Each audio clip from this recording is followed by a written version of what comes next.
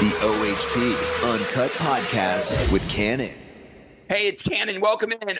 Right off the bat, I would like you to go ahead and subscribe to the channel because that is how you can win a virtual meet and greet with your favorite artist. We'll put you and your favorite artist on Zoom face to face. You get to interview them, chat with them, chill with them, and really get to know them. And if you look below, you'll see other followers that have won just that with their favorite artists. Step one, though, you got to click subscribe. We choose new subscribers, and then they win those virtual meet and greets here on Open House Party. We're the only ones that do it. To take advantage, all you got to do is click that button. Boom, subscribe. Today, Kane Brown, live from his own backyard. I get so nosy with the artists and what their houses look like. Kane's looks absolutely insane. So, of course, we're going to talk about his little babies and not to mention the song that he's got out with his wife, Caitlin, a duet. It's called Thank God, and it's pretty damn sweet, not gonna lie. I love it, and I love Kane Brown, and click subscribe so you can get a virtual meet and greet. I've said all I can say. Let's watch Kane Brown on Open House. The OHP Uncut Podcast with Kannon. Kane, where are you? I'm at my house. And what part of your house is that? What a beautiful home. Thank you. It's my front porch. God, people are so nosy, and by people I mean me. Like I'm like really curious about your surroundings. That's your front porch right there. Okay. Oh, this is like where you pull into your house. Yeah, so my front door is over there, but my porch goes all the way around. Okay. And are you wearing a robe today? What are we sporting? Yeah, this is it's like hot outside, but I mean it's chilly if you're in the shade. So this is just like my lounge. It's almost like a robe, but it's not. It's like a jacket. It's comfortable. Did you just roll out of bed? Is that what I'm getting out of this? No, I've been doing a fitting for the CMTs, and we decided to do the Zooms outside, and I was in the sun, but then I was holding the laptop, and then it was weird, so yeah. I was like, I'm just gonna go grab this. So when they do the fittings, walk us normal people through that. They send a bunch of, do they send like a stylist to your house with a bunch of a wardrobe basically and a bunch of outfits and you just try them all on?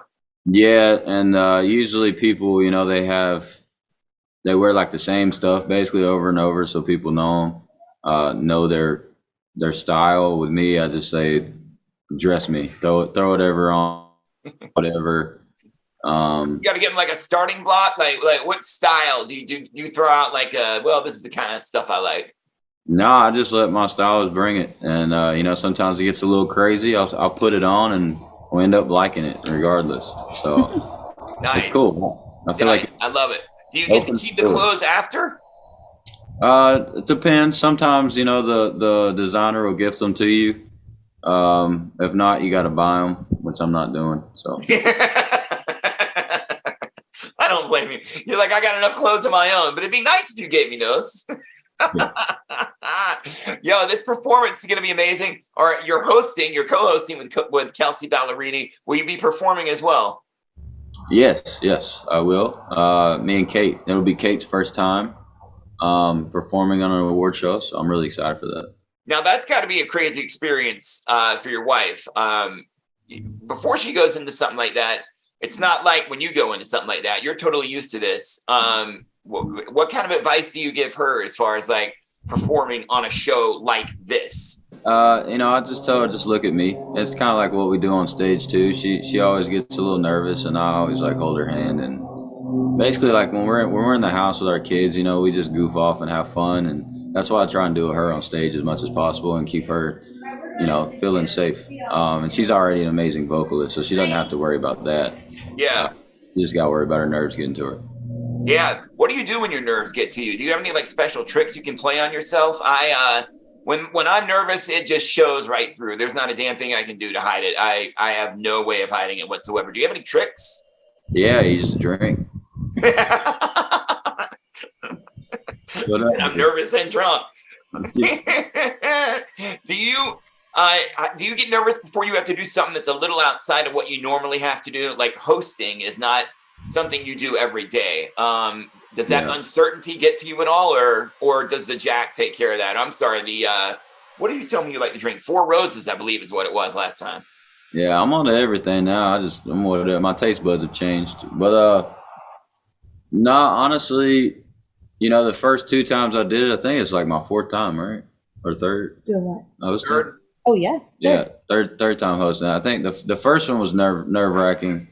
The second one I think was with Anthony Mackie, so he made it really really laid back and cool, And so I'm excited for this time to see if it's any different. I heard you've been writing some songs that are a little bit outside of what you normally write. Talking about the mental personal health songs, some songs maybe about personal struggles and mental health and things like that. Yeah. I'm just really trying to focus on more, I guess, storytelling from my perspective. Because I feel like we're kind of getting to a point where everybody's kind of writing the same thing now. So I'm just trying to be a little bit different and go a different direction. What do you think everyone's writing about right now? What's the mold you're trying to break? I mean, just say a word in country music. Are you apprehensive at all about kind of peeling back the layers and showing that vulnerable side of yourself, or does that come easy for you? It comes easy because I honestly I need therapy. So that's my therapy. Is just that's how I get stuff off my chest. Because if I don't, then it just bottles up. What kind of emotions do you want to express that you haven't been? Well, I mean, I go through depression a lot of very, very dark thoughts. So just, put those in a song, let people know that they're not the only ones that have those, no matter what you have. I mean, I don't ever boast anything, but I live, a comfortable life. But I still go through those dark thoughts, am I enough? Is what I'm doing, is it, my purpose or, whatever that you're going through? Like, I have those thoughts too. I go through something called imposter syndrome. You know what that is? Nah. That's like where you feel like, we're successful at what we do. But somehow, some way, we don't feel like we deserve all the success we have. We're not really as good as people think we are. Do you ever go through something like that? Oh, yeah. All the time. That's crazy. How do you combat that? I think being on stage really helps that for me. Because it's one thing sitting at home, and nothing's going on, but it's completely different when you're on stage and 12, 15,000 people are in front of you. And don't get me wrong, like a different Kane Brown comes out when I'm on stage, and I love that Kane Brown. I wish that Kane Brown was out all the time. But there's just something different about it, the time and work that we put into writing songs and all that stuff, and then everybody's singing them back, and the message that we get saying, there's so many people that said that I've saved them. I don't know if they're saying it just because they saw me face to face or what, but they say your music saved me, and like those messages are what keeps me going and gets me really excited about doing this. No, I don't think they're just saying it, man. I really don't. Yeah. Are you saying you wish you could walk around with that swagger that you do on stage, like all the time in regular life? Yeah, just, super happy and excited, and there's no other cares in the world. Yeah. It's tough, man. You're branching into so many different things. How do you feel about, are you nervous about acting? I am, and I'm not. It's more like a exciting nervous. Because I will say I had the biggest smile that I've done in a while doing Fire Country. The first scene, like to start my acting career, I'm on a train and I had to sling back this door. And I remember right when I did it, like I was supposed to be serious, but I had the biggest smile on my face for the camera. They're like, no, you can't smile during this. I was like, all right, I'm just excited. But yeah, I'm just excited to, see where it takes me. Is that something you've always wanted to do? Yeah, man, I've seen about every movie that you could imagine, at least from 2012 till now, especially like, horror movies, and then like TV shows I've been really getting into recently, well, like Netflix series and things like that. What's your favorite Netflix series lately? My wife did get me watching Jenny and Georgia, though. Is that why she's giggling? She just said Jenny and Georgia. That's not my wife, though. Oh, okay. And then trying to think, what's Wednesday? I was gonna ask if you watched Wednesday. Wednesday's sick. My daughter watched one episode of that with me, and I was like, what's this? What's this? Oh, We'll watch one more. Watch the whole season at one night. I stayed up till like 5 a.m. Yeah. Super good, right? Yeah. And if you haven't seen The Last of Us, that's good. You know what? I just started watching that last night. That's I don't remember his name, but he's a big actor. Is it Julia Louis-Dreyfus? Is she in that as well? I'm terrible with names. Yeah, me too. But it's about the fungus, like basically zombies, but it's like a fungus that takes over everybody's body. I'm thinking about something totally different. How weird is it or different is it for you to, I mean, it's got to be a completely different experience. You're not playing yourself, which you are when you are an artist. You're playing someone else completely. How easy is it to become someone else completely when you're so used to expressing who you are for a living? Honestly, this first role that I got was perfect for me because it's this dude that's like he's basically like a robber, but he's like, okay, so think of Robin Hood.